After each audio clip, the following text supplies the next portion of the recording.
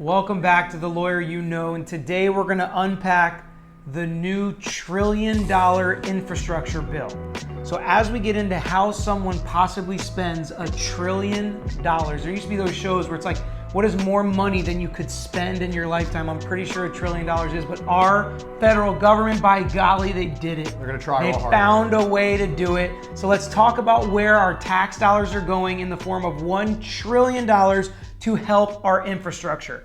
Before we get into what's actually in the bill and where the money's getting spent, if you guys like this content, subscribe to our page. Let us know what type of stuff you want us to unpack or break down. We're happy to do it. Like this video if you like this type of content. And Pete, to start talking about this infrastructure bill, do you think it was necessary? Did we need something like this? You know, I think that there's a lot of stuff in the bill that is a great idea that is going to move this country into the 21st, well into the 21st century, and it will work out well. Now, there's some stuff in here that, I don't know, by the time it kind of implements, I think it's going to be outdated and useless, but that's government for you. Right, but we did need an infrastructure update, so I think that was necessary. Something Trump was also working on when he was in office. Let's talk a little bit about the bipartisan nature of this infrastructure bill, right? So it started out at $3 or $4 trillion, right? 4.5 trillion. And it got whittled down to just one little trillion. 1 trillion, which is only 1,000 billion. Which is at least some sort of compromise, right? The vote was 69 to 30. Yeah. So that means 19 Republicans voted with the Democrats, and all the Democrats voted in favor of this bill, which, you know, President Biden being Democrat, pushing this bill, you know, that makes sense that it was more Democrat heavy. But to get 19 Republicans, including Mitch McConnell, in this political climate, that shows you the bipartisan nature of it. Talk a little bit about how you'd see some of Trump's fingerprints on this as well. Yeah, you see a lot of stuff in here that's got more than Trump's fingerprints. It's Trump's idea. The concepts of updating roads and trains and, you know, just upgrading the systems that our country works on to include oil pipelines, water, production, electricity. That just screams Trump. That's obviously a capitalistic idea of getting the infrastructure, which for those of you who don't understand what the word means, it means like those actual internal structures, roads, railways, electricity, communications that make business flow, updated, fixing bridges so that that commerce can function. That's which really is what this is why about. it was truly bipartisan. There was things that both parties wanted. You can call it Democrat heavy because Biden is in fact president, but there is a lot of bipartisan nature of it. And even though there are some of Trump's fingerprints, he was harshly opposed to it, called it the start of a Green New Deal. He told Mitch McConnell not to vote in favor of it, even though McConnell said no to Trump and yes to voting for it. Biden applauded the Republicans that voted in favor of it for being courageous. So it's not easy to be bipartisan in this climate, but this seems like a step in the right direction, and hopefully a lot of good comes from it. Now we're going to take a quick minute to go through where this $1 trillion is being spent. We're going to go kind of quickly through it. I'm glad Pete defined what infrastructure is in case anybody doesn't know. Basically roads, power, things like that. But we're going to show where all the money went that is actually investing in the infrastructure. And then at the end, we're going to talk about some of the weird stuff that has slipped into this bill. As in every bill, they try to add all this stuff that doesn't necessarily have anything to do with infrastructure. And you can let us know in the comments if this would make you nix it all together, because it's not, in fact, purely an infrastructure bill. But Pete, tell us where the billions of dollars are going in infrastructure. From what has been approved, it looks like $110 billion is going to the repair and rebuilding roads and bridges. A lot of this stuff is supposed to be designed to be bicycle and pedestrian friendly. And also, I think this is cool, climate change mitigation, whatever that means. But I think that their intention is to make sure that our roads don't collapse every year. So those of us that grew up north, you know what those big humongous potholes look like. There's $66 billion for passenger and freight rail to modernize all the American rail networks. This is huge because if you go to Europe or Asia or anywhere else other than this country, trains are a huge mass transit. I mean, people use trains. They don't actually use their cars every day. So we're going to be getting a lot of that theoretically. $39 billion for public transit, which includes electrifying buses and making centers for like electric vehicles, making actual publicly available charging stations. $25 billion to modernize airports. That's a Trump, byproduct. $17 billion for port infrastructure, so to be able to get bigger and more modern ships in. 11 billion for transportation safety, 7.5 billion for electric vehicles. Again, that's part of adding superchargers on the highways in rural areas. 7.5 billion in buses and ferries that are zero or low emissions, meaning ships that run on electricity and not on coal and oil. And 1 billion in revitalization of communities. That's kind of something that I think we'll talk about in the weird stuff later. Also, non-infrastructure, non-traditional stuff. 65 billion in broadband so that every American throughout the country can have connectivity to internet. 73 billion to upgrade all the power infrastructure. 55 billion in clean drinking water, to include taking all the old lead pipes out and replacing them so we can actually have, clean water in places like Flint, Michigan. Something neat, resilience and western water storage. $50 billion to basically fight all the droughts that happen out west all the time. 21 billion for pollution removal, and that's about it. So when you hear of all those just billions and billions of dollars being spent, sounds kind of crazy. This is going to happen over time, not immediately. Yeah.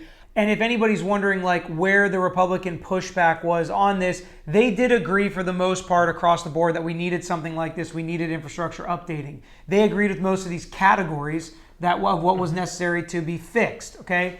One of the major issues was, I think I saw a quote from Rick Scott that he thought this bill should have been closer to $300 million $300 billion total, as opposed to $1 trillion, which is triple that. Yeah. So they were really just thinking on to a lesser extent, lesser scale, lesser taxpayer dollars. Rick Scott said something like, we as Americans need to learn how to live within our means, which is hilarious because what is he worth? A couple $2 billion? Yeah.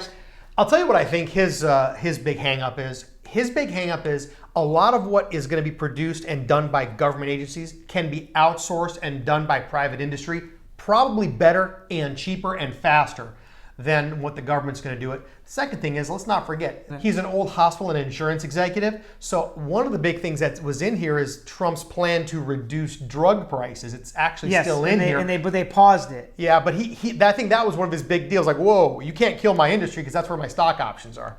Yeah, and it's funny, especially him and a lot of these politicians have these, kind of personal internal struggles of what's best for them and what they're actually how obvious they're gonna make it for what's best for them. What's best for me as opposed to what's best for the rest of us. All right, so we talked a lot of infrastructure with those billions of dollars. Now let's get into some of the weird stuff that some people may look at and be like, why is this in an infrastructure bill? All right, the why I'll tell you is this. There is no line item veto in the federal government, meaning if a bill gets presented to the president, he's got to sign it all in or reject it all in. You can't pick and choose. You can't say not this one, yes to this, not this one. So that's why they just... Sure, which is why a bill like this becomes 2,700 pages because it's full of what we call pork. And pork is just basically the fat that's in here that's got nothing to do with anything that this bill is titled with. And here's the weird stuff inside of this bill. A mandate that there will be alcohol monitoring systems and I quote, an advanced drunk driving prevention technology built into every car that is sold. Tax regulations on cryptocurrencies. So all these poor people have been investing in this currency that's supposed to be secret. Well, you have to pay taxes on it now. Delay in Which makes sense because, of course, the government's going to want their tax. Because they're going to get about $28 billion in new revenues out of that. That's what the thought is.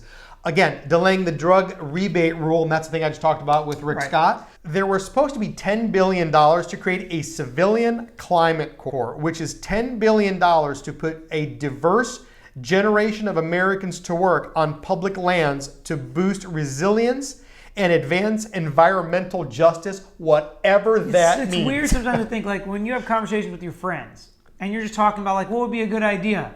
Some of these things that get put in the bills are so vague and have so little reality to them and practicality that you read it and you're like, okay, that sounds good. But it's what does that actually mean? Sure. And why does it cost $10 billion? Or how about this $10 billion. How about this one? $20 billion to advance racial equality and environmental justice. Sounds great in the title, right? Right. All right, we spent $20 billion on COVID. This new project is basically supposed to find a way to make right the land that was taken back in the 1950s to produce the interstate highway system and somehow give back to those ethnic, and I don't mean just black, but I mean ethnic communities like the Greek community and the Italians that lost their homes to highways. I don't know how you do that. So you take the full COVID for the whole nation bill, $20 billion, and now they have $20 billion to spend to make find a way things to right to where roads were chosen to make. And there's absolutely truth to that in the history. We've read stories, we've seen movies made about that. But again, the implementation and reality of this is, what is that actually going to look like? Are they sending people checks? Are they buying people houses? How do you prove it? Is it part of a application process? It just seems... It's $20 billion. Go figure it out. Right. That's line item for this, but it's like... Yeah. How about this one? $100 billion for new public schools to make lunches greener. So I actually read this because I'm like, do they mean put vegetables in lunches? Yeah.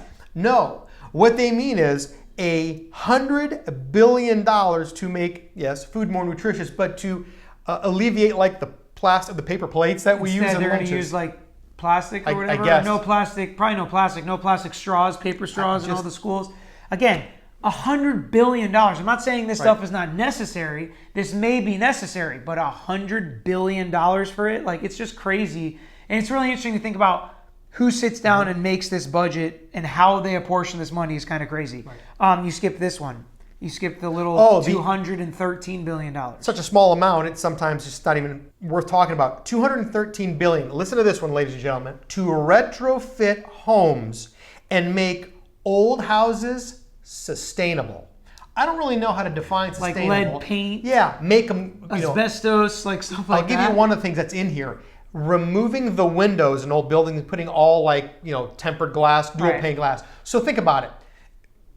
You buy a building that is 100 years old in a city like Baltimore or Detroit. You can knock the whole building down and build a new one for, I'm just making it up, $100,000. Or you can spend $300,000 taking all the windows out of it and putting new ones in to make them fit these old holes. This stuff just...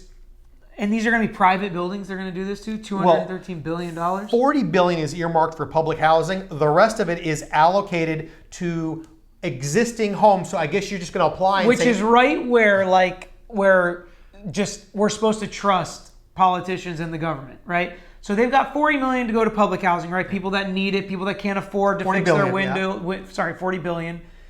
People that can't fix their windows, whatever. That can't afford to do it, public housing, $40 billion. But that still leaves $173 billion that can just be handed under the table to people. Oh, here's what it's That's what it feels like to me. Is it's like, no. Are we ever going to know? Like, we're talking about this bill right now. Are any of us ever going to know where this $170 billion actually goes to? Yes, and I'll tell you where it's going to go. Okay. This is exactly what happened with Halliburton during Gulf War I. They just gave open-ended contracts to friends and family and said, here's what you're going to do. We're going to give you $170 billion to go to these old dilapidated buildings and change their windows out. Oh, this is tough, man. It's like, yeah, and it's just like we wonder why there's a bunch of these like roofing fraud, insurance fraud cases where people are like, yeah, just tell them your roof's messed up. We'll put a new roof on. The insurance company will pay us. That's what's going to happen. A bunch of fraud with this, with these types of numbers too. Yeah. It's going to be insane. All right. So now that we've gotten through some of the hundreds of billions of dollars spent on some of the weird stuff, what was left out of this infrastructure bill that one side or the other wanted in? All right, I'll just go through the big stuff. Clean energy tax credits. Long-term care facilities were left out. So there's actually an entire section about how we're supposed to care for elderly and disabled people in the future. Apparently those people do not count. That stuff's out. There was $1.7 trillion in this original bill that President Biden had wanted, spending for long-term care for older adults with disabilities. Totally out. Schools and climate change research. Totally out. Human infrastructure, meaning money allocated for childcare and tax credits to their families. Totally out. They wanted to raise the corporate tax rate to 18% and then have a pass-through, 28%, and have an additional 18% tax on profits. That's totally out. They were going to modernize the Veterans Administration's health centers. Totally out. But needed. Huge, Yeah. Truth be told, they should shut that down and just let people go into private hospitals regardless. And the big one, and this is going to be contentious when it gets over to the House of Representatives, the immigration bill. All that immigration language is totally out. And Nancy Pelosi already has made mention that this is going to be difficult in the House. Yeah. And then the Senate has already voted 50-49 to start debate over another $3.5 trillion bill. What are we talking about there? Right. Remember now, this original bill was supposed to be $4.5 trillion. It is now $1 trillion, which means we have $3.5 trillion that we've cut out of there. Interestingly enough, $3.5 trillion is exactly what is going to be the fight, and that's the budget resolutions and for Democratic priorities and immigration. $3.5 trillion. And Nancy Pelosi says they were not going to let it go forward unless that goes back into this bill. And what I mean that is the Senate proposed it. It's now going to the House of Representatives. They've got to ratify it to get it to the president. Yeah, it's really crazy how it can have this much support, like 69 votes, and the House is like, yeah, it's not going to pass here. I mean, it's pretty crazy to get this much bipartisan support and then it just go away. And the House knows it's going to go away, and they're making these threats to try to leverage it to get more of what they want into the bill. After the president and the Senate seem to be on board with this bill as is, but this is what makes government so hard. This is what makes accomplishing things so hard, is even when you get 69% of the vote plus the president on your side, one branch of government, not even a full branch, one half of the legislature can just kill it. Right. And again, all this work and all these taxpayer dollars to pay all these people to do it down the drain if certain people don't get what they want. And between you and me, I think there's no way they're ever going to get the bipartisan support on this bill. If it's $4.5 trillion. Yeah, ain't happening. No way. I mean, if the Republicans want it to be $300 million, the Democrats want it to be $4.5 trillion, it seems like there's a compromise on $1 trillion, which is probably still too much. But it's still going to fall flat. I mean, half's going to say too much, half's going to say not enough, but it's still going to fall flat. But when you see how much money is put into this stuff, I don't know. We're not politicians. I guess that's why. Let us know what you think in the comments. What do you think about this bill? Too much money, too little money? What do you think about some of the weird categories? What do you think about how America gets bills into law, right? What do you think about this whole process and how it's determined and how much is just based on individual people, what they want and what's best for them in the legislature? Let us know what you think. That's all we've got for this week. Thanks for being with us. Until next time. Thanks for watching this episode of The Lawyer You Know. If you like this content, please share it with your friends. Make sure you subscribe to our page and like our videos. If you want some interaction, get in the comments and we'll be sure to get back to you. If you want to know any more information about our firm or this page, you can find out in the description or visit tragoslaw.com. We post multiple times throughout the week, so make sure you hit that bell so you can get the notification and not miss out on the next episode.